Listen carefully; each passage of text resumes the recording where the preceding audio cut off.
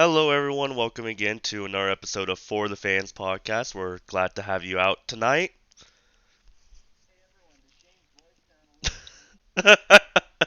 Yeah, I'm catching whatever McKay had, which is weird because we haven't even seen each other.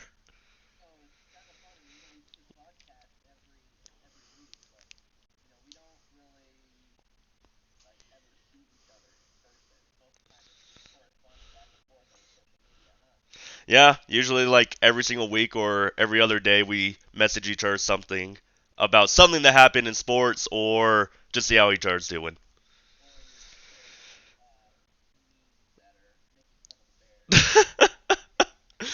Okay, okay. It's because I see more memes making fun of the Bears than I do of the Jaguars. Otherwise, I would send you those as well.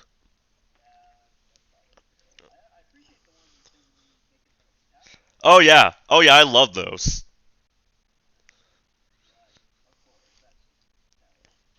We see all sorts of memes making fun of all different teams.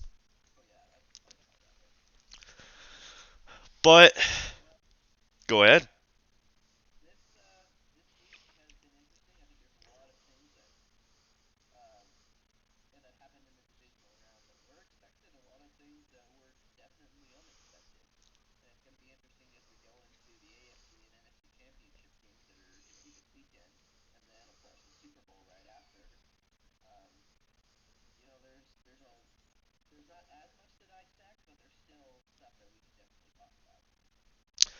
McKay, is your mic on right now? Because Duckmaster's chiming in and saying that it doesn't appear that your mic is working.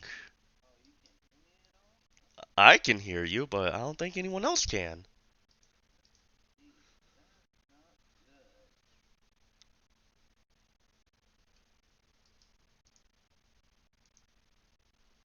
Oh, We got anything? Because that's unfortunate. I am checking right now. Thanks for the heads up, Duckmaster. We really appreciate it. Yeah, we do appreciate that. Okay, it's all good now. I had to fix the setting on my end. Okay, so we're all good here? We're all good. Good, good, good. Anyways, McKay was just talking Yeah. about how I usually send him memes about making fun of the Bears, and he likes the ones I send the Cowboys more. We're going to talk about the games, who we're going to see in the who we're going to see in the champion or not in the championship game in the Super Bowl, how the championship games are going to look. Am I missing anything? Oh, I think you covered the majority of it, except for the fact that, hopefully by the next time we get on next week, neither of us will still try to be, we'll be recovering from whatever flu has been going around the past Yeah, few weeks. Yeah. but Because I still got a little bit of the cough. I think before we get too far in depth with like the championship games. We had some news happen around the NFL. For those of you that don't know, Luke Kuechly of the Carolina Panthers recently announced that he retired, which retired at the age of 28. He was drafted in 2012. Honestly, he is a super awesome player, both on and off the field, and I feel like he's going to be a player that's going to be heavily missed throughout the entire league and not just with the Panthers organization. And he joins players such as Rob Gronkowski and Andrew Luck, who they kind of leave in what we thought was their prime. But I guess in essence, they're trying to take care of their health, and maybe it's just about that time for Luke to just say, you know what, I've had my fun with football, and that's about it. My partial thinking to it is that he has sustained quite a few injuries the past few seasons. So he's probably looking at it as like, I don't want to get hurt anymore. Like, I love the game, I love what I do, but it's not worth further risking my personal health. Yes, absolutely. And it's sad we're going to be missing him along with the two other players that I named. It makes things a little bit different. Not seeing their faces anymore. But I guess we can just wish all the best to them, and hopefully that whatever new career, whatever thing that they're pursuing, now that they're no longer playing football, is something that will bring them a lot of happiness, right? Correct. And another retirement that probably flew under most people's radar because I think it happened either the same day or the day before Kuechly retired. Antonio Gates has officially retired as well. That is true. And we didn't talk about a retire earlier, but it's not one as big to mention as Antonio Gates.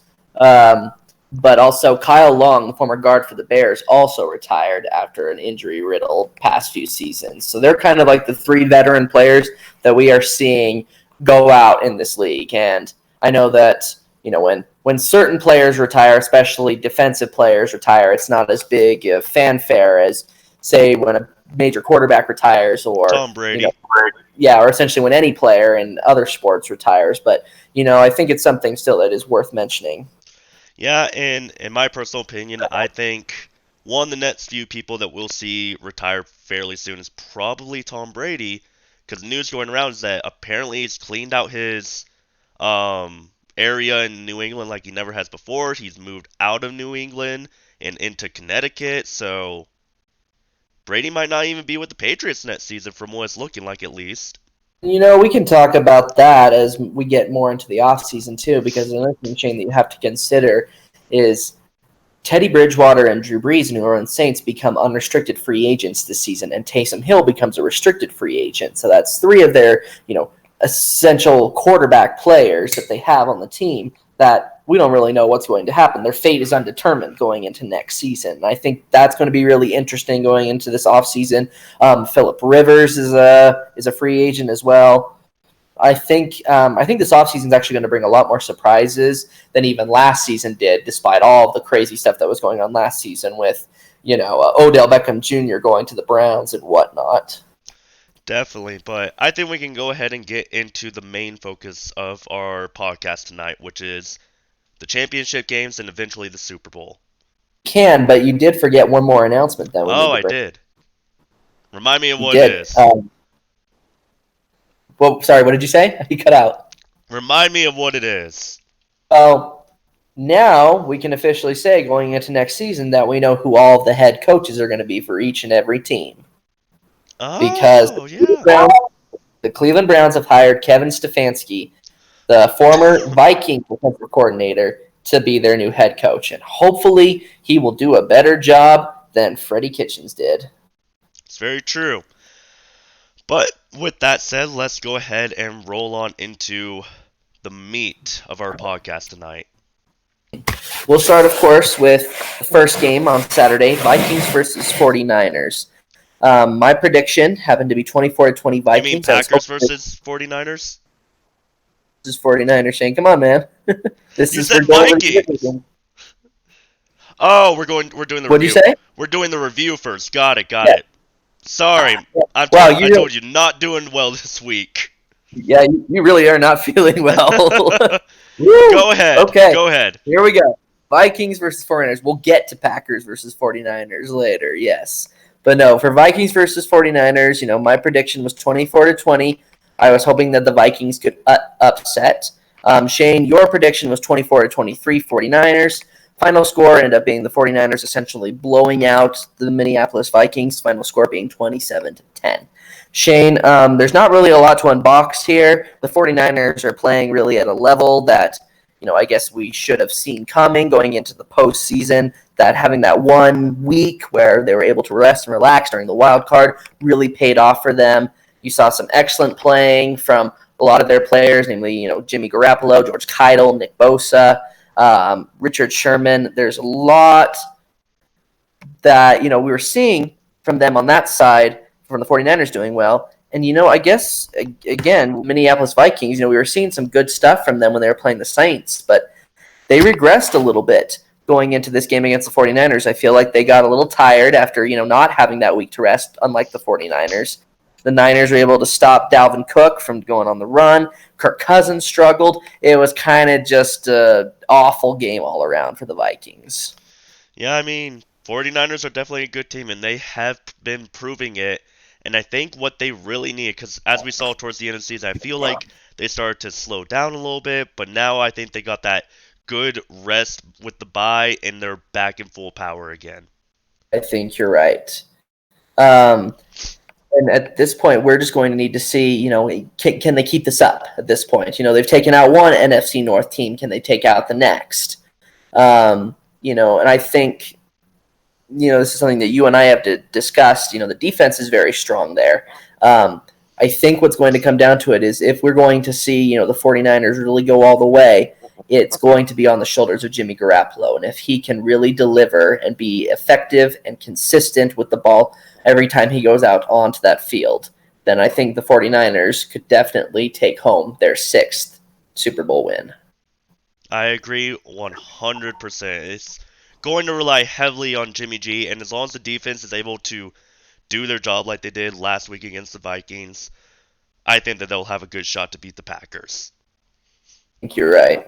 And we're seeing a lot. The only a little bit of that I'm concerned about when we're just discussing the 49ers going into this NFC Championship game is Keitel is a monster of a tight end. I mean, that guy is an incredible catcher, can just barrel through defenders. He's an amazing player.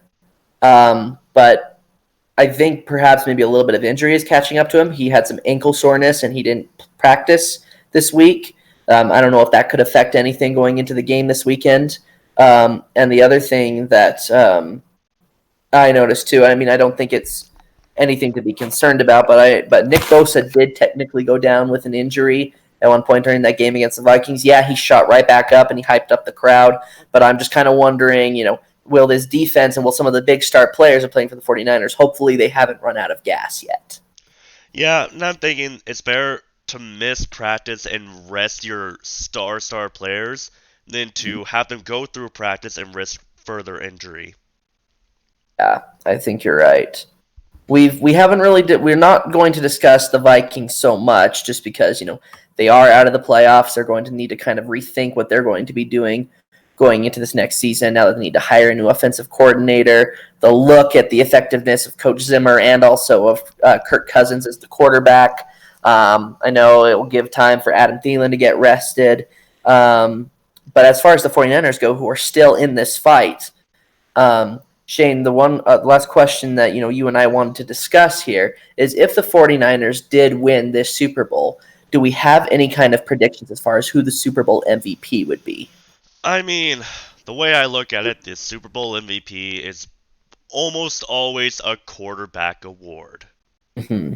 So the way I see it, it's mainly going to come down to Jimmy G, or if his tight end Kittle is able to step up in the big way that he wants to. We might see something with like Julian Edelman winning it last year. Could be a tight end or a receiver that win it this year instead of the quarterback. But my personal thought, it's mainly a quarterback award, so probably going with Jimmy G on it. What are the odds of you thinking that that perhaps a defensive player could win Super Bowl MVP? Specifically in mind, I'm thinking like either Nick Bosa? Bosa or Richard Sherman was one that I had in mind too. Now I understand, and some of the viewers who are they already understand this, that it does not happen very often where a Super Bowl MVP is a defensive player. I mean, yes, we've seen some examples of that. When the Seahawks won the Super Bowl, and then Von Miller in Super Bowl 50, even Richard Dent in 1985. Bears defense. It was they gave that Super Bowl MVP to a defensive player, but it doesn't really happen all that often. What are your thoughts? Do you think that could happen this year? Do you think that there's possibly a chance, or do you think in the end they're going to say, no, if Jimmy G delivers, then Jimmy G gets the Super Bowl MVP? I think it's going to come down to, so you mentioned big names like Richard Sherman or Nick Bosa. I think it's going to come down to where, like, if it's a really tight, close game, and Richard Sherman either intercepts the ball in the end zone, or Nick Bosa comes up with a monstrous sack, or forces a fumble, and the 49ers recover, I think that will basically deliver one of them the Super Bowl MVP. And see, I have a hard time thinking that just one moment is going to save that because Super Bowl 49, Malcolm Butler had that crucial play of the game interception, one of the biggest moments of the decade, and he didn't get Super Bowl MVP for it. That went straight I'm back not to saying Tom it's going to be Brady. the only thing, because those are two players that definitely produce a ton on the field. I'm just going to say that's going to basically be like the nail in the coffin. I think you're right. I think if they're able to really just actually, here's probably the best way to think about it, Shane. The only way that it could be a defensive player who wins Super Bowl MVP is if we just have a very lopsided score of a game where, the 49ers are just destroying on offense and there has been very little scoring happening for the opposing team, the AFC champion winner, whether it's the Titans or the Chiefs. If there's very little scoring happening there, then of course it means the defense is doing its job. Very true. But yeah, those are my thoughts at least. Mm-hmm. And we'll just have to see. I mean, we don't even know if the 49ers are going to the Super Bowl. I think they are, but we'll just have to see. Yep, they got a tough game coming up, but definitely. Here, let's go to the big shocker game of the week. This past week. This was just shocked everybody. Everyone I know is shocked. Yeah. Yeah, and I've talked to some people at work about it, and our biggest thing is and I try to look at it from I try and analyze it a little bit more in depth, but the majority of people who I've talked to with this Ravens versus Titans game, before I go into the prediction, Shane, it just seems like the biggest thing that people are saying about this game is that the Ravens are chokers in the playoffs. I don't want to say that fully, but they definitely choked on this one. Yeah. I saw a lot where I feel like the receivers definitely had some catches that they definitely could have caught, and they just messed that up big time. And then the Titans kind of just started to run away with the lead. They got a lot of momentum, and I think they also just that Titans defense figured out that if you prevent Lamar Jackson from running, you kind of take away his greatest strength. Yeah. I mean, not to say that he isn't bad in the air, but one of the things that makes him such a dominant quarterback is that he can not only be good in the air, but he's also very dominant on the ground. And so when you completely eliminate one of those factors, he has to rely solely on the other, and it's a lot easier to be on top of that one specific thing. Yes, because it did result in 2 interceptions. Which was very shocking for me personally. Just a little bit of a refresher for everyone. My prediction was 38-21. Ravens taking the win. Shane, you said 32-17 Ravens. Final score 28-12 with the Tennessee Titans moving on to the AFC Championship game. Going back onto what we were talking about earlier with Lamar Jackson in the air game and the 2 interceptions. Shane, I'm just going to come out and say it right now. This is my personal belief, and I hope I'm not going to be the type of person who says, okay, fine, I changed my mind and, I'll flip-flop or anything like that. But at this point, I am sticking with the fact that I said to myself at the beginning of this season, even when Lamar Jackson started to have these really good runs, I said to myself, no, Patrick Mahomes is still better than Lamar Jackson. And you know what? After this game, I'm still thinking that. He is the better quarterback between the two, even though both of them likely at the end of the season, both of them will have an MVP award. Patrick Mahomes from last season, Lamar Jackson from this season. I still say Mahomes is a superior quarterback. I mean, the way I see it, we're seeing the new generation of like the big name quarterbacks. We have Lamar Jackson, we have Patrick Mahomes, Deshaun Watson. Even though the Texans did lose, he is a very good dominant quarterback. Is. But if we look back to the previous greats, we had Big Ben, we had Tom Brady, we had Drew Brees, we had Aaron Rodgers, and we even have Russell Wilson for like kind of the in-between era. But we're seeing a lot of progression. Because other than that, the only other names I can think of, you had Joe Flacco for that one weird season where the Ravens beat the 49ers and he won Super Bowl MVP. And then other than that, it's the Manning brothers. One of which is retired, and the other one is out the door. Probably out the door. But we'll just have to see, because I think you do present a good point. I still think, though, that Russell Wilson can kind of get better. I don't know if he's necessarily at his peak yet, so I'd love to see what he can do. But I think you're right. Patrick Mahomes, Lamar Jackson, and Deshaun Watson are kind of those next big 3, the next generation of very talented quarterbacks. I don't know if I want to lump in other names in there just yet. I see some promise in Josh Allen, but I don't know if he's really going to be that level. Yeah, exactly. But another name that hasn't even technically entered the NFL yet that I think definitely has a lot of promise is Joe Burrow. I knew you were going to say Joe Burrow. Oh, you should. I don't know if you watched the game, but you should have seen him play against Clemson in that game. I mean, if we're It, throwing names for he got up. potential future amazing quarterbacks in the NFL, I'm going to throw in Gardner Minshew. Of course. Yay, you can never I'm doubt not an throwing in Uncle Trubisky. Rico. I'm not throwing in Trubisky. Let's just say that. No, but I say Joe Burrow's got a lot of potential coming into the NFL, and you know what? His direct competitor in the college football national championship, Trevor Lawrence, Clemson's quarterback, who's probably coming in the following year, he's going to be really good too. I'm interested to see what those two can do. But for the time being, we've got Lamar Jackson, we've got Patrick Mahomes, we have Deshaun Watson, and you know what? We even have these other names that we've talked about. Even Jimmy Garoppolo could be on that list. He's a little bit older, but Yeah, we're definitely seeing a new age of talent, and I think a lot of what is showing as well is not just the quarterback. Yes, Lamar Jackson is great. Yes, Patrick Mahomes is great. But they also have good teams surrounding them as well. So yes. so that's why with like Joe Burrow, I'm like, ooh, he might go to the Bengals. That's gonna be a little rough. Yeah. But we'll have to see how everything pans out because, as we've seen in previous drafts before, sometimes the really, really obvious choice and the best choice gets passed around like 5 different times. It's very true. Um, and I know we don't want to dwell on the subject for too much because I know it's a bit of a sore subject for you. But let's say, for example, if the Titans win the Super Bowl, Oh, prediction for Super Bowl MVP. I think we kind of already know the answer to this. Is Derrick who will Henry. likely be MVP? It'll be Derrick Henry. I think he's a very effective runner, and he's kind of been the one who's just really been torching a lot of defenses. Which brings me to my next question, Shane. I feel like I already know what you're going to say, but you think the Titans are for real? Uh, Go to the Super Bowl. here's the thing.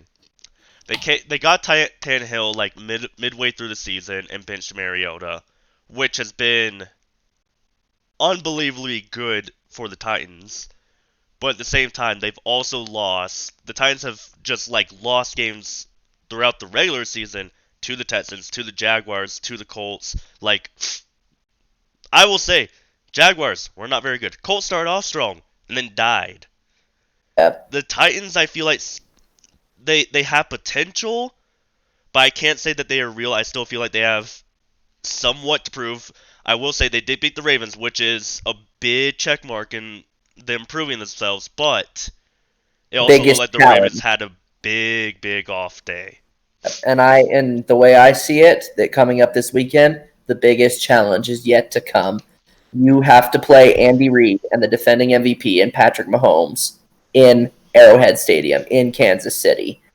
And That after watching the Chiefs beat down from the Texans 24 to nothing in the first quarter and then coming back to win it big time. and that should bring us into our next game, that Chiefs versus Texans. Exactly what you said.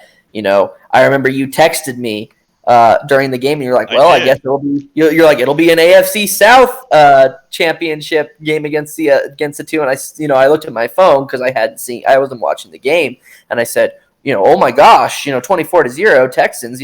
What's going on with the Chiefs here?" And obviously, that's not how it ended. The final score is 51-31. By the way, I said 31-27. You said 28-25. It ended up being the Chiefs, and they blew the Texans out of the water at the very end. Um, the one thing that I want to bring up here, Shane, in regards to this game, is something that other people have been talking about as well. Would you consider this more a success of Andy Reid and his offense, and just how the Chiefs were able to rally and bring in that win, or would you say it's just more the Houston staff choked? I would say the I would say it's a little bit of both. The Texans definitely choke. I mean, you choke a 24-point lead in the first quarter. First quarter, you got 24 points, and then for the rest of the game, you give up 51 points and you only score 7 in return. That's Falcons, big time choking on Texans' end. Falcons fans sound familiar? But I will say, now I don't know if you saw this at all. There's a fan of the Kansas City Chiefs where he was watching the game in Oh, Arrowhead the bad Stadium. luck fan. Yeah, the bad luck fan. I The saw the this. bad luck fan. So he was convinced that he is bad luck for the Chiefs. He left after the first quarter. After he leaves, the Chiefs rally and end up just dominating the Texans. He's like, and I think even later, like he posted on Twitter, he's like, "Yep, I'm watching the championship game from home." And I think for your sake, because of how much you don't want the Titans in the Super Bowl, you hope he follows through with that. Yes, I really do. Don't get me wrong. I just really don't like the Titans. I'm trying to be unbiased, and I'm being unbiased in every way that I can. I just don't like them, and I think the Chiefs are by far the superior team. They got better coaching, they got a better quarterback. I feel like they just have more of the tools than the Titans do. And I understand that too, because I'm trying to be unbiased as well. I would prefer if the Packers did not go to the Super Bowl. But, I also understand that there's a lot of talent there, and I got to give credit where credit is due. My thing Uh, is, I think the Chiefs' biggest key to winning against the Titans in their championship game will be to contain Derrick Henry. I agree, which will be very interesting to see because, as we've talked about before, the Chiefs don't defend the rush very well. I think it's going to be an air versus run game, and it's going to be a fairly high scoring game, but we're not going to get too far into that. We'll go into that afterwards because I think, yeah. We'll talk about that afterwards because I got a lot to say, in favor of the Chiefs here. I guess the last thing that I want to say just about this game in particular was, if there was a record breaking, the score for this game, that was the 51-31. It's the highest scoring game in playoff history. I thought that was pretty remarkable because, last time we saw the Chiefs scoring around 50 points was when they played the Rams in that amazing game of the year last year. It was a pretty good game. It was a very solid game. We talked a lot about some of the games from this year. What would you say was the game of this year during the regular season? Oh, I know we talked about at one point that it was that Seahawks and 49ers game that went into overtime, yeah. but I don't know. There were some other ones that came after that. What Yeah. about that Saints and 49ers game? That was another good one. I was like, basically, what I find very interesting is that, like, a lot of the games that I'm like, oh man, this is like game of the year potential. Like, this is going to be good if we get to the playoffs and see this. Most of those teams are not in the playoffs anymore. Saints and Ravens. I know exactly what you're saying. Saints, Ravens, Seahawks, like, three of those big teams that produced really awesome, fun games to watch were out pretty early. Yep. Hey, you're making me cough. Stop that. Sorry. Anyway, moving on to our last game of the divisional round. Packers versus Seahawks, the classic postseason rivalry that seems to go on between these two. Yeah, my prediction was 27-21. You said 28-21. We both picked the Packers to win. Shane, you got very close on this one. The final score was 28-23 with the Packers taking the win. I'm so upset. Why couldn't the Packers just been normal and had the 21 points? Why? Just why? No, the Seahawks. You mean the Seahawks had just Yeah. normal points? Told you, not feeling well. I read Packers and I'm like, Packers. Yeah. I just wanted to win. I just wanted to get the full 100% prediction. It was so close. I mean, here's the thing. In the past, you and me together, we have either gotten the score or the team. But we can't nail both of them. That's the thing that upsets me the most. Yeah, it's true. Anyways, so this game I think was interesting to watch. Go ahead. Go ahead. No, you're good. Go. Oh, I was gonna say the biggest thing, which I think everyone's talking about, is the big controversy of the first down that set up the Packers for the win. And here's my issue, Shane, that I take with that. Because, as as everyone who listens to our podcast knows, big Chicago fan here. And this is not the first time during this season where I've kind of been like, wow, the refs kind of gave the Packers a little helping hand there. And I'm thinking, geez, is this the New England Patriots all over again? Getting, a little extra help from the refs? Because we saw this earlier. I think there were some stupid blown calls and some stuff where if things went into the Packers' favor at the beginning of the season when they were playing the Lions in that game. And, you and I discussed that where we're kind of like, what the heck is going on there? But again, I think the same thing happened here. We watched, there's clear evidence that at that one point that That was not a first down. The Packers should not have gotten the first down that basically ended that game. If it hadn't been a first down, then the Seahawks would have taken the opportunity to see if they can maybe rally around this game. I mean, Pete Carroll, he threw that challenge flag out there. He's like, that's not a first down. That's not a first down. And, we watch it from home, and we watch that yellow first down line. And now I understand we don't see the same thing that they did in Lambeau Field, but it didn't look like it was a first down. And before anybody attacks you, yes, we understand that the yellow line is not 100% accurate on the TV all of the times. It's usually just a rough estimate. Yes. But even looking at where the chain guy was standing and where the dude went down at, it is tough to say. If it was me personally out on the field, I would have said that is not a first down. Because from my perspective, it looked like they measured it by like the tip of his head. Yeah. Instead of like where the ball went down at, where his knees hit the ground and where the ball was when his knees hit the ground. Exactly. And I feel like that was even farther back than what the head was at. I mean, it still just did not look like it should have been a first down. Now, I understand also that this wasn't technically the first time, even in just this postseason, where they've kind of messed up on the first down line, at least from our view. It actually happened in the game between the Bills and the Texans, where there was at one point, I think it was given as a first down for the Bills, and they were saying, oh, that actually wasn't in. But it wasn't challenged at all because they had completely missed it. So, and again, like you said earlier, the yellow line, the first down line, is a complete and total, estimate. It's not completely accurate from, in compared to what we're seeing on the TV and what is actually happening at the game. But, you keep looking at this, and I'm just thinking, wow, what would things have been different if they, if that challenge had gone through and that call had been reversed and it wasn't a first down? Probably not, because the Packers would have probably gone for it on fourth down and they probably would have made it. But if they didn't, in the world of ifs, if they didn't, I don't know. Maybe things could be a little bit different. Maybe we could have seen some overtime thriller between the Packers and the Seahawks. I still think the Packers would have won that game no matter what, so I guess it doesn't really matter. But it's, again, just one of those cases of where I'm saying, the refs are blowing these calls in these crucial games, and it makes me a little worried. And like we said before, we understand that the refs are human. They're not perfect and everything. Mm-hmm. But there are times where it does feel like the refs are very, very one-sided towards a specific team.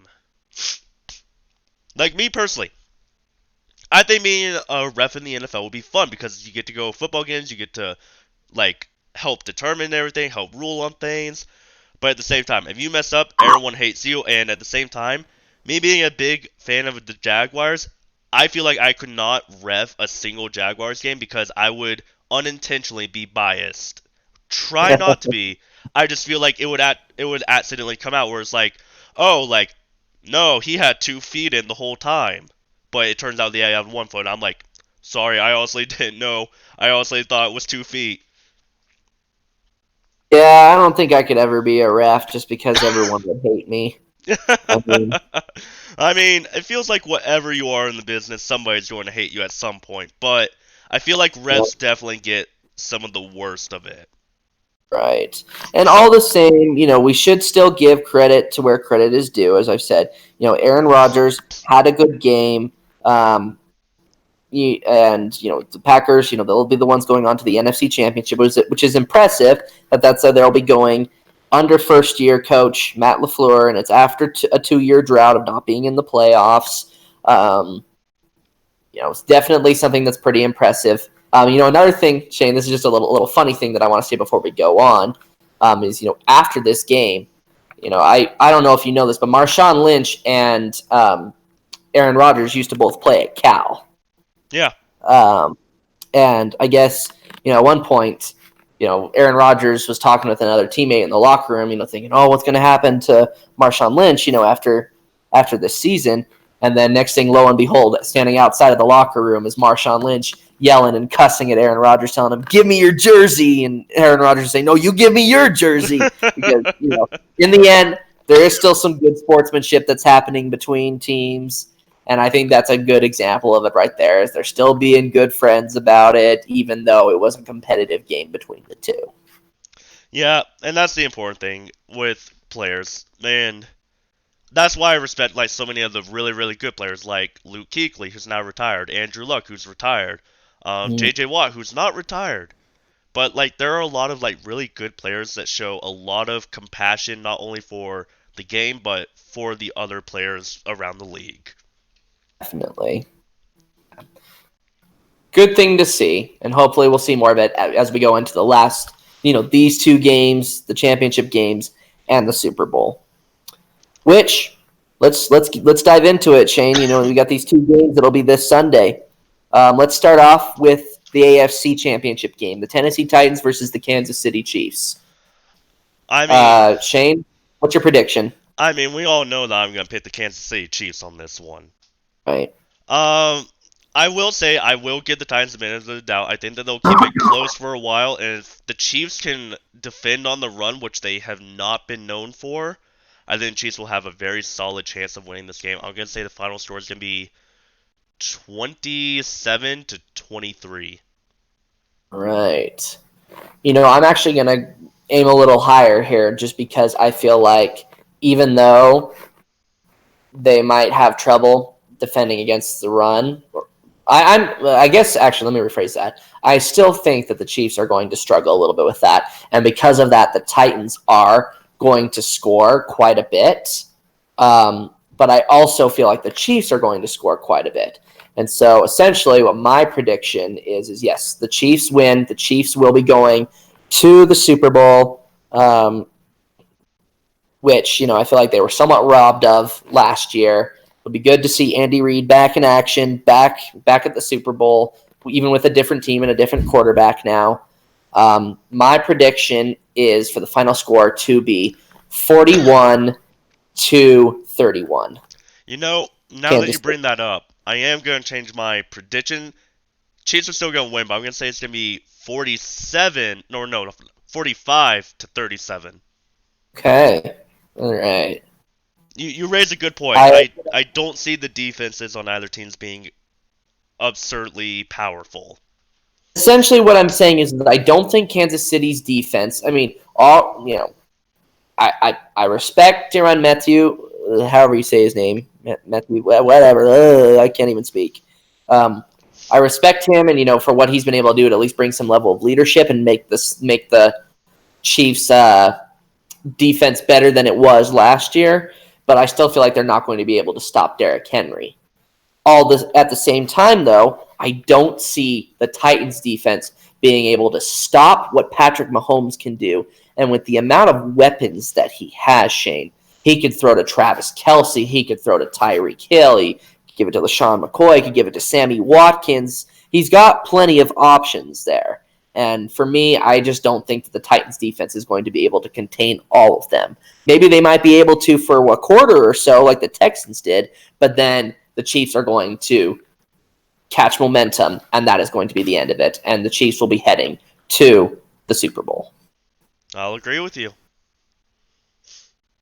As far So, as the NFC goes, when it comes to the competition side, I think it might be slightly a bit more thrilling. What do you think? thrilling as in close, but maybe not as high scoring. Like AFC side, I see it being a lot more high scoring game. Defenses aren't known for anything, and Mm-hmm. both those offenses have been on fire lately. Oh, looking at the NFC, not saying the offenses are bad, but both teams do have a fairly good defense and are able to adjust to what they need fairly well. Yes, but the one thing that I'm concerned about that I think we need to address, Shane, is that these two teams have met each other in the regular season. And you remember what happened? Oh man, I'm not feeling well enough to remember what happened. Didn't the 49ers barely pull it out? Oh no! If I No? remember, I think the final score was 37-8 or something like that. Because this would have been one of the first games the 49ers lost of this season, right? No. The Packers lost that game. The Packers only Oh, scored 8 points. Yeah, it was a little bit embarrassing for Green Bay in that game, and it happened to be played in San Francisco, which is where the NFC Championship will be played as well.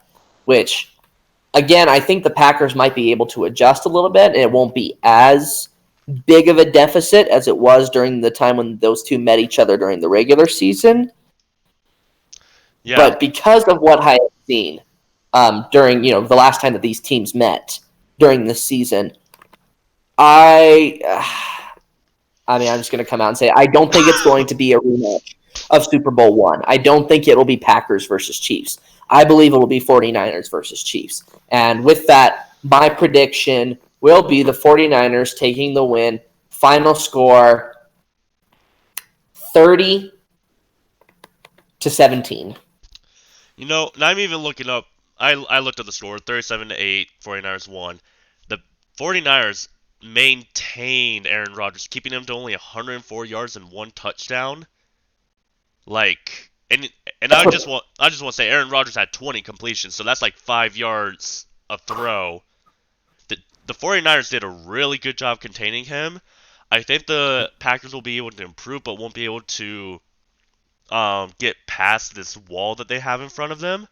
I'm going to say 49ers are going to win it as well. I'm going to say the score is going to be close to what it was last time. I'm going to say it's going to be 31-20. Right, and let me change that too. And instead of me saying 30-17, 31-17, because that actually makes a lot more sense. Unless, of course, maybe there is a safety in there or something like that. I don't know. It, it can change. The way yeah, but I'm going to say 31-17 with the 49ers winning because I just feel I'm a lot more confident in the 49ers defense being able to contain Aaron Rodgers than I am in the Packers defense being able to contain not only Jimmy Garoppolo, well. Yeah, I think it's going to be hard for the Packers to contain anybody, especially since the 49ers are playing on their home turf and they're not playing in Lambeau. If this was in Lambeau, I would say it's a whole different story, but in San Francisco, I think the Packers are going to have a harder time. Lambeau is a very interesting place to play. The way I see it, Shane, you have those more northern stadiums where I feel like the home team has the advantage because of the cold. I'm specifically referencing Gillette Stadium in Foxborough. The Patriots have a little bit of an advantage there. I feel like sometimes because of the cold, because of the eastern cold rain that's happening. The same case can be said for Lambeau. Lambeau can be a really, and I say the same thing too for Soldier Field because, the Bears Stadium is an outdoor stadium as well. Now, granted, that's not always, a guarantee because doesn't mean that the Bears are always going to win there, as we've seen. That obviously didn't happen this year. Yeah, but But I mean, like, if you look at it was either Brett Favre, or Aaron Rodgers, where it's like if it got a certain temperature, like below a certain temperature in Lambeau Field, they never lost a game, ever. exactly, it's because they're used to playing in that kind of environment. And for the NFC North, that's just where we see you don't quite see the same thing in the AFC North. You don't see that quite the same with with Heinz Field or where Baltimore plays. You don't see that quite with the Browns, with the Bengals, even though that is kind of more northern area. Probably the biggest two cases where I feel like, or the biggest three, let me say the biggest three cases where you really kind of, nope, sorry, changing it again. Probably the four stadiums where I'm like, dang, that's cold, and it might actually help the home team will be MetLife Stadium for the Jets or the Giants, Gillette Stadium for the Patriots, Soldier Field for the Bears, and Lambeau for the Packers. Can't say the Vikings and the Lions because their stadiums are indoors. Yeah, you raise a good point. I mean, my team plays in the South, where it's hot and humid, and for whatever reason, I don't know why we don't plan it this way. We could honestly wear our light colored uniforms, like our teal or our white, and force the other team to wear in their dark colors. That way they absorb the more heat and they get hotter faster. But no, we always decide to wear all black in the hot when it's like 90 plus degrees. You guys are such a class act. You're the Canadian football team of the NFL. No, and if I were to add, actually, I just thought of this just now. If I were to add another field that is difficult to play in, it would be the Seahawks Stadium. Not because of the weather, but because of those The fans. loud. Oh yeah. I mean, the other stadium that I would say is tough to play in, which thankfully they're not going to be playing in anymore, is Oakland. Mainly because half of it is a baseball field. Black hole is terrifying. I agree. And I'm not That saying or that I'm not saying it because like it's just terrifying to play on. I'm saying it's terrifying because so many injuries have come on that field just because the players are not properly equipped when they get to the spot that's the Mhm. dirt for the baseball field. I wouldn't even want to come play there either because Raiders fans are scary, man. It's true. Yeah, but will be interesting to see what happens. You and I have already discussed a little bit of what's going to happen when they go to Allegiant Stadium in Las Vegas. Oh man, that's weird. That Allegiant Airlines is the one who is sponsoring the Raider Stadium. That feels weird to say, but Hey, we're gonna that's the have way it a is. we're gonna have a football team a lot closer to us now, so I might actually go to a game if they play the Jaguars. Hey, there you go. My You know wife another already said she would go. another team actually that teams, excuse me, that I'm interested. I'm very curious to see what their field is going to look like too when it's complete. Is this Chargers and Rams stadium? Have you seen the designs for that? I have been looking at it a little bit. I still think the Chargers should move back to San Diego, but that Oh stadium's yeah, looking massive. yeah. It's going to be interesting when those two stadiums are brought into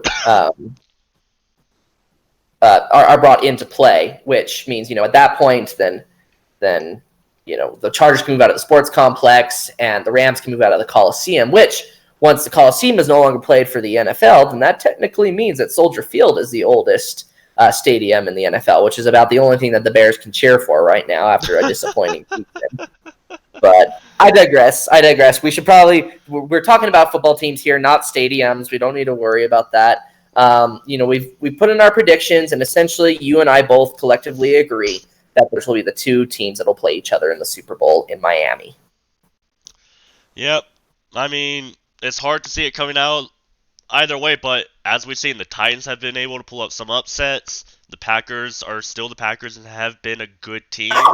So it can go either way this weekend. Definitely, most definitely. And with that, Shane, we've only been at this for about 45 minutes, but guess what? We're already to our For the Fun topic. Guess that's what happens when you have fewer games to predict. Yeah, but let's go ahead and move on to it. You go ahead and announce that. I'm just going to put it into the chat for everyone to see. Okay.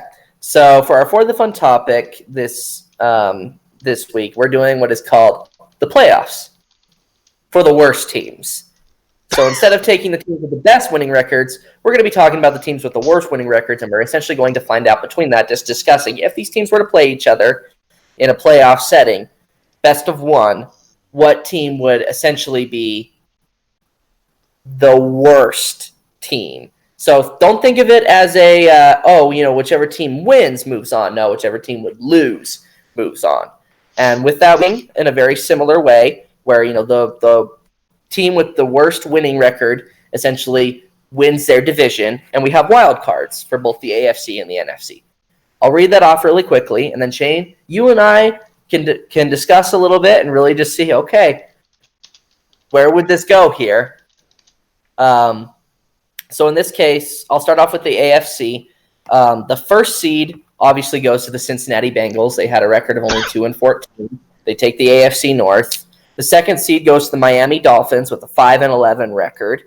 The third seed goes to the Los Angeles Chargers, also with a 5-11 record. The only reason that the Dolphins are up on a higher seed than the Chargers are is because the did beat the Dolphins earlier this season.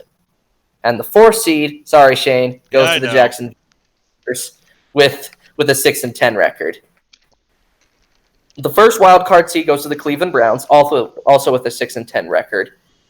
And then here's what we need to discuss here, Shane. None of these teams essentially met each other during this season, except for the Broncos and the Raiders. But the Broncos won one, the Raiders won the other.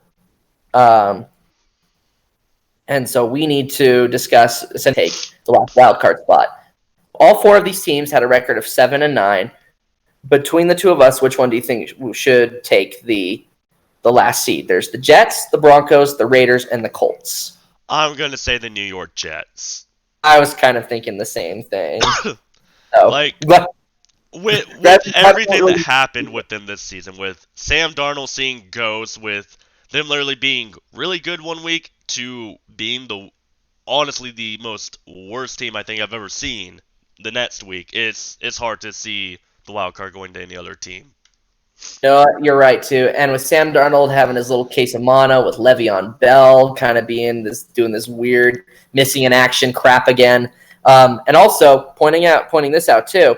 The Bengals, they only won 2 games this whole season, and one of them was against the Jets. The other one was against the Browns, but we don't need to go there. Okay, but I think that narrows out our AFC seeding. Let's move over to the NFC side and get our seeding for that. Yep. The first seed for the NFC is the Washington Redskins. They had a 3-13 record. Second seed goes to the Detroit Lions with a 3-12-1 record. The third seed, oh, this pains me. The Carolina Panthers, so good, take the third seed. And the fourth seed is the Arizona Cardinals with a 5-10-1 record. I feel bad for the Panthers for the main Then, reason. Beginning of the season, we were talking about like, oh man, the Panthers might make it to the Super Bowl, and then it just, ouch. Yeah, ouch. Sorry. Continue.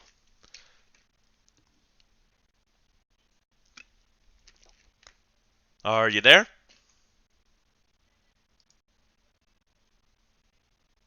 Well, it seems McKay has gone missing for a moment, so I can just take over for now. who's going to be the other wild card here? Who's going to be this other team that Can you go ahead and repeat that? Because we literally lost you for a solid minute. that was me who went out? I thought that was you who went out. One of us went out. Don't know who, but let's just repeat it.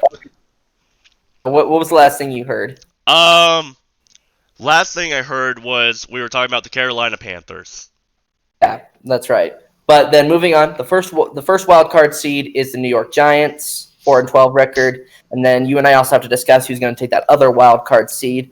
These teams both had a 7-9 record, but we can't pick one over the other, even though they did play each other because the two teams. I'll just say it. It's the Atlanta Falcons and the Buccaneers. But guess what? The Buccaneers beat the Falcons at one point. Falcons beat the Buccaneers the other time. So it's like, okay, which of the two should go in there for the final wild card spot? I want to hear your thoughts on which one should go in there first. Okay, so if memory serves me right, which it probably doesn't, the first time the Buccaneers won, when the Buccaneers won against the Falcons were without Matt Ryan. I think you're right. And on the flip side of that, the Buccaneers also have Jameis Winston, who's the best worst quarterback to ever play the game, with Yeah. 50 touchdowns and 50 interceptions of the season. I'm going to give my vote to make it into the wild card to the Tampa Bay Buccaneers for the main reason the Falcons started to be on fire and started to do really well once Matt Ryan returned. Yep, and you know what? I'm going to agree with you there. I know Matt Ryan went out for a little bit of a spell. I think it's just I understand that the Falcons have technically been the most disappointing team. Well, actually, I don't even know if at this point it actually might be the Panthers who are the most disappointing team from the NFC South. But I think at this point it's smarter, it's a safer play to go with the Buccaneers going in there for that last wild card spot. Definitely. And with that out of the way, let's go ahead and determine our wild card Yep. So for let's start with this. the first game let's go between the Chargers and the Jets. Between those two, which team do you think would lose? I'm going to have to say the Jets are going to lose. You know what? I think you're right too. It would be close, in my opinion, but the Jets are going to Yeah, lose. yeah, I think you're right. I feel like Philip Rivers, although he's been struggling a lot, I feel like he'll be able to at least pull a win against the Jets. I mean, if the Jaguars were able to do it, I'm pretty sure the Chargers could do it. There you go. Yeah. And then our other game for the wild card for the AFC It would be the Jaguars versus the Browns. This one's tough to say honestly, of who would win. Yeah. Did you guys played each other? Like the Browns and the Jaguars played each other. Did they play each other this season? They did, didn't they? I don't think they did actually. Oh, the last time they played each other was 2017. Jacksonville won the game, but that was also your really good season, and Yeah. that was the Browns' best season in history. So, yeah, I don't want to say that because that's right. That was the year that the Jaguars went to the AFC Championship game. That's also the year that the Browns went 0-16. So we can't use that as a good basis for. Right now I'm looking up who the Um, Jaguars won and lost against, and I am excluding like the Nick Foles time. So they lost to the Chiefs. That's when Minshew came in. They barely lost to the Texans, who ended up making it into the playoffs. They beat the Titans, but that was with Mariota. They beat the Broncos. They lost to the Panthers when they were still on fire. They barely lost to the Saints. Uh, yeah, just kind of looking through most of this. I'll give you my With opinion. with Minshew in, for the most part, they did fairly solid. And in addition to that, the reason that maybe I want to go with Jacksonville winning this game and the Browns moving on as the losing team is because I don't know. I just feel like the Browns should have been good and they've just completely crumpled. And they did lose to the Bengals, which is saying something. I understand that it was kind of towards the end of the season and that they had already given up, but I feel like if these two teams did go head to head, it would be the Jaguars who win, which essentially would knock the Jaguars out of the awful playoffs and the Browns would move on. So Which I essentially, it would mean, be wildcard teams that which I move on. mean, we can say Jaguars did play the Bengals, Browns did play the Bengals. Jaguars won 27-17.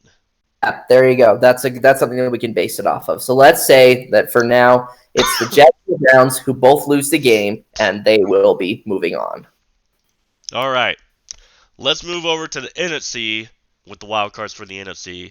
First, we want to start off with the. Do you want to start with the Panthers or you want to start with the Cardinals game? Let's start with the Panthers and the Buccaneers because this one might actually be a little tough. You know what I'm saying? Yeah. Because they both won, they both beat each other at one point this season, right? I am double checking right now. Come on, Wi-Fi, work for me, man. Let's see, because I'm going all the way back to week one. So, Mm-hmm. Panthers beat the Buccaneers week 6, 37-26, and that's when the Panthers were still on fire. Mm-hmm. I'm just wondering if they played before that earlier, or They if they did, played and later. they did in the Buccaneers one. That was the one time where they had that big rainstorm that was happening. Really? Oh, Yeah. yep. Buccaneers won 2014 week 2. Yep. And then the Panthers got revenge in week 6 and won, what did I say again? 37-26. So, about a 10-point difference between the two of them. I think what's going to come down to are the Buccaneers containing Christian McCaffrey, and is Jameis Winston having an interception day or a touchdown day? For the sake of just this game, just us hypothesizing this, I'm going to go refer to more how the Panthers were towards the end of the season, how they petered off. So in this case, what I'm saying is it is the Panthers who are going to lose and move on, and the Buccaneers will win, and they'll be knocked out of our awful playoffs. You know what? I'll agree with you on that. And I hate to say it to the Panther fans, but Buccaneers might have your edge on this one if it's the end of the season. Yep. And that leaves us with Now, the Cardinals and the Giants, unless you wanted to keep talking about the Panther and the Buccaneers. no, I'm actually going on to the Cardinals and the Giants here, and I think I've already made my decision with this one. Oh, really? Okay, let's hear it. I think the, I think the Cardinals would win this one, um, especially just even if Saquon Barkley were to have a good game, I still feel like in this case, it would be the Cardinals who just barely pull out a win. With Kyler Murray under helm versus Daniel Jones, I think Kyler Murray's got the barely has the advantage, even though the Giants do have Saquon Barkley, who is a dominant force on the field. But Even though again, he's had a rough year, he's had a rough season. normally he is, but even with this rough season, I mean, you gotta look at that Giants team though. They are bad. Bad. He, Yep. he he's normally like the shining cope. I mean, like how Christian McCaffrey was the shining cope for the Panthers earlier. Mm-hmm. Once the team started containing him, he could not do anything. I feel like that's mainly what happened with the Giants. But I'll agree with you and say the Cardinals would beat the Giants, causing the Giants to move on. Yep. Okay, then, which now brings us to our divisional round of the awful playoff, which would be, let's see, that would be the Bengals versus the Jets, and the Dolphins versus the Browns for the AFC. You know what's really funny here, Shane? So before we move on completely, Matchstick, which we actually know him as Brandon, from our mission, he says the Giants would actually move on, which is what we said too, right? Yeah. Yeah. Yeah. Okay. No, But no, yeah, we said the Giants would be worse and they would move on.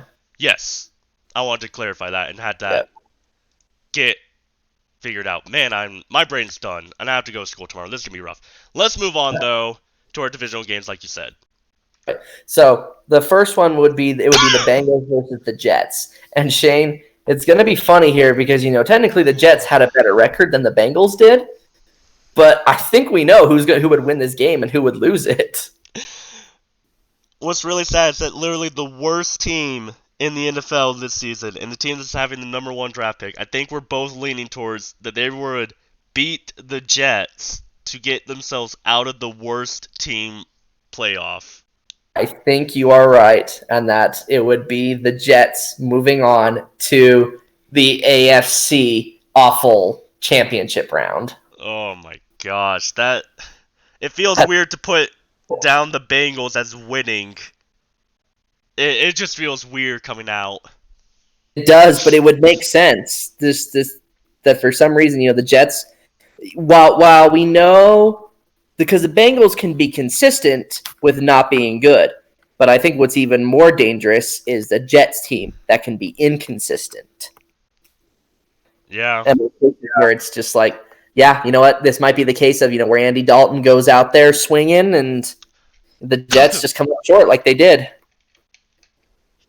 And that moves us on to the Miami Dolphins and the Cleveland Browns. Mm-hmm. I am going to say the Miami Dolphins are going to win it. I think you're right. For the main reason I am saying the Miami Dolphins will win this, it is solely because of the Dolphins beat the Patriots at the very end of the season to bump the Chiefs into that number 2 seed, and it caused the Patriots to basically get knocked out the very first round of the playoffs against the Titans. And you know what? I'm thinking I might actually offer a different approach. And the reason that I am is because the Dolphins and the Browns did meet during this season. And the final score was 41-24 Browns.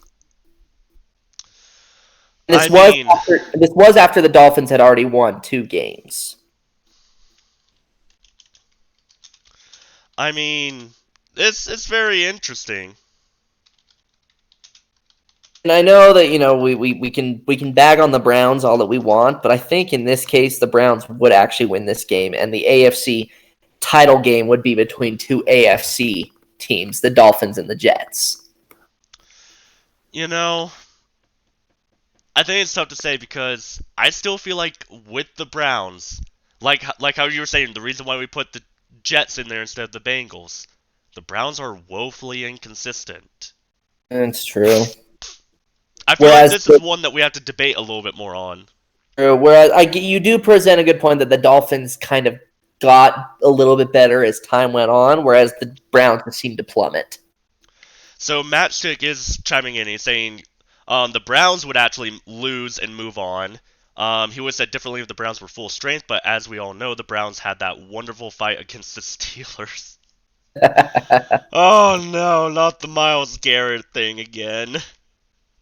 I thought we moved on from this like 4 weeks ago. Duck is Nope. chiming in saying, "Rip my Steelers." Oh, you know, I'm sorry. I can't. I'm gonna have to agree with Matt Schick. I'm gonna say the Browns are gonna move on as the worst for me personally. You might, yeah, that's a good point. And Dolphins start showing up into the season. If we're going off of end of the season results, I feel like the Dolphins start picking up more momentum than the Browns did. the Browns still have just the fact, their season was supposed to be so good. They were supposed to sneak into the wild card, have all this great stuff going around with Odell Beckham Jr.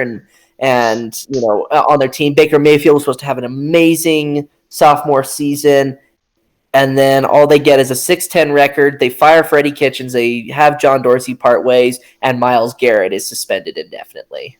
So, Yeah, I mean, yeah, yeah, with the that's a good Browns point. going in without Myles Garrett, I think that's really going to kind of seal the deal there. Yep. Okay, let's say, yep. So the AFC awful playoff championship game will be between the Browns and the Jets, the two wild card teams. Oh Wow. man. Oh. Let's move on to the NFC side, where we're gonna see things a little bit different. This would be the Giants versus the Redskins. So it'd be an NFC East feature between the two of them. Shane, which team do you think would lose and move on? Mm, I'm gonna say the Giants. Really? Give me a reasoning, because I think it'd be Washington. Here's the thing. As we saw, and I said this earlier in some of our earlier podcasts, the Redskins could keep really good teams to really low scores. I feel like the Redskins were better at keeping it a closer game than the Giants were. The Redskins still Giants. have the Redskins still have a lot of flaws, and I can honestly see how this could go where the Giants will win. But that's my whole reasoning as of right now. The one problem that I have is the Giants. I think towards the end, with Eli Manning kind of trying to fight back for his job, they did try and hang in there for a little bit. Those two times that they did play the Eagles, I felt like they put on a good fight. Is essentially what I'm saying. And I'm going to have to look back at how the Giants fared against the Redskins earlier in the season. Yeah, first time they met each other, the final score is 24-3. Giants win. Ooh, But that is kind of that, rough. yeah, that is pretty awful. And then the other time, let's see, the other time the Giants also won 41-35 in overtime. You know So if what? we're going off that, then technically, yeah, the Redskins are the worst team. Yep. I don't think I cannot argue that Redskins are going on to the championship. Yep. Now, who faces them? That's between the Panthers and the Lions.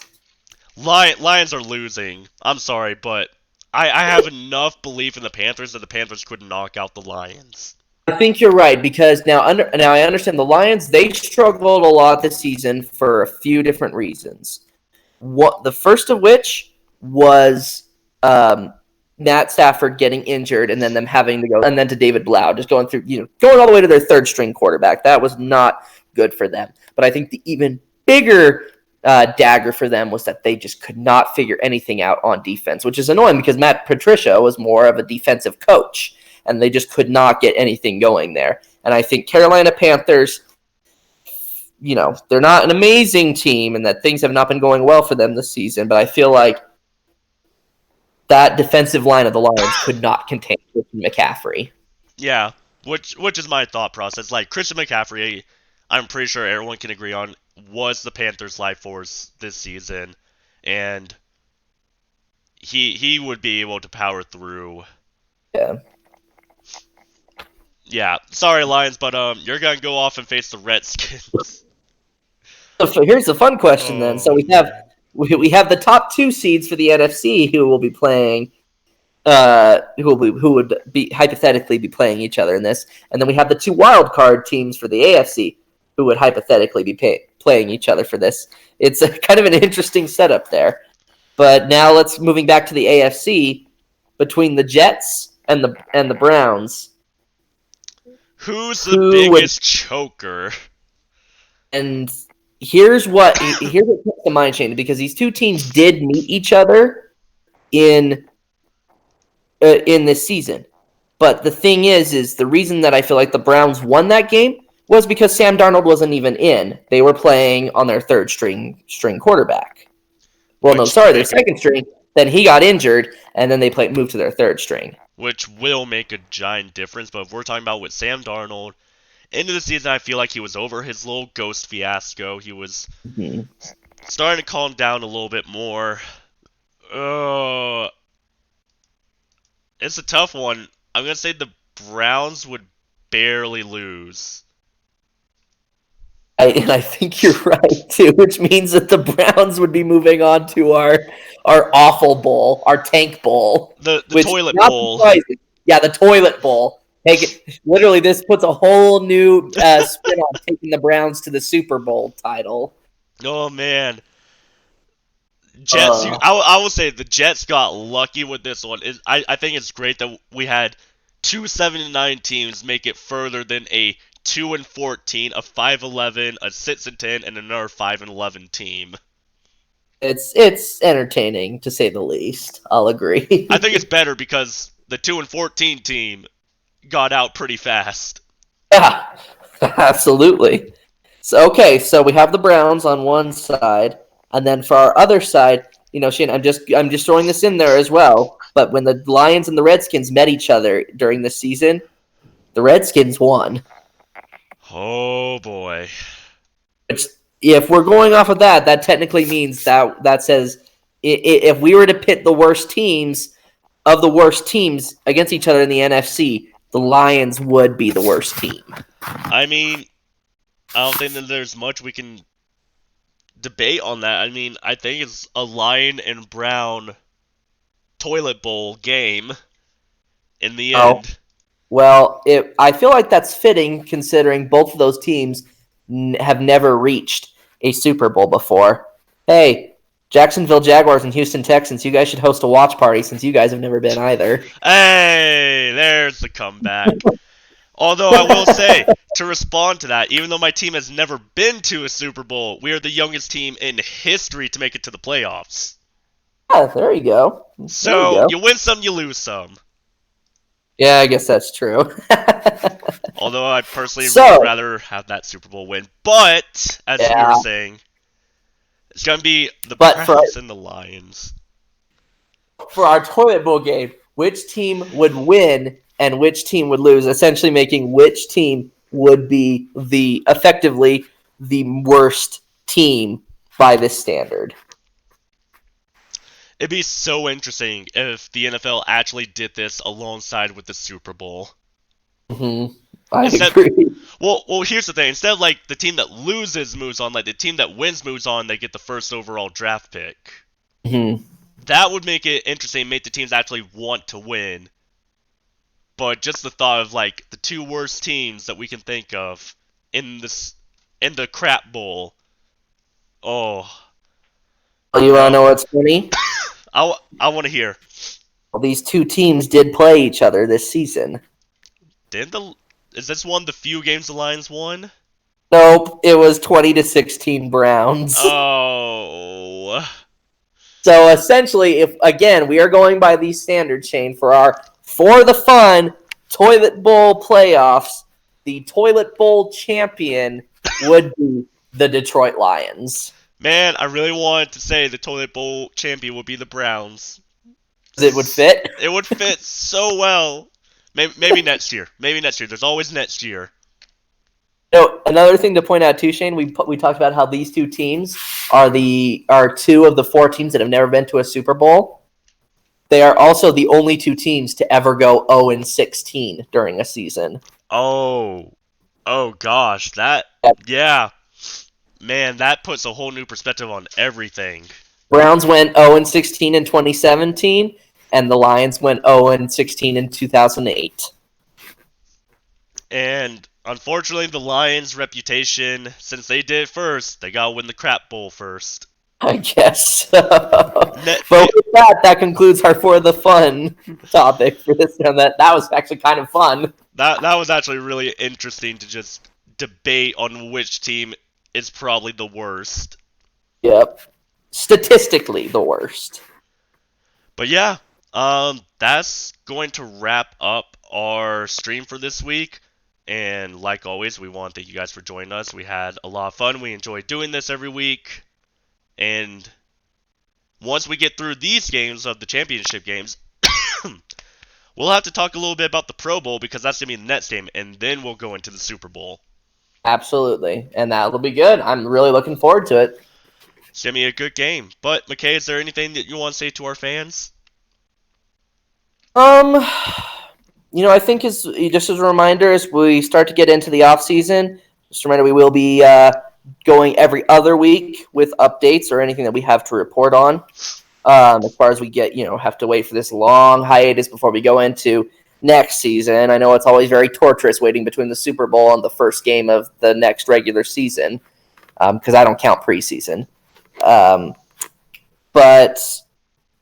other than that, we really appreciate everything that's, all the support that we've gotten, since starting this podcast. And we hope that as we go into year two, it'll be as successful or more successful. Yeah, I mean, right now, thanks to you guys, like, we are growing. It may not seem like a whole lot is growing, but it's definitely changed compared to our first episode. I think I speak for both of us, McKay, when I say we're a lot more confident in what we say. We're analyzing a little bit better. We're making more better predictions and having more fun with it, which I think is the most important part. Right, and I think I enjoy it too because I watch these games a little closer now because I want to make sure I know what I'm talking about when we go into this podcast, Shane. And that's actually very fun for me because then I feel like I learn more. Yeah, and as always, guys, like, join our Discord. Not too much happens as of right now, but once this continues to grow, you'll be able to, like, chat with other people, like, debate which team's the best, or in today's case, which team was the worst, and kind of have, like, a fun debate about that. Like, have your own mini segment just within the Discord community, and we'll even be in there to chime in with our opinions as well. Absolutely. And again, thank you for joining us as always. We appreciate the comments that have come this evening. And we will meet again after we find out which two teams will be going to Super Bowl 54 in Miami. All right, well, we'll see you guys next week. Have a good night.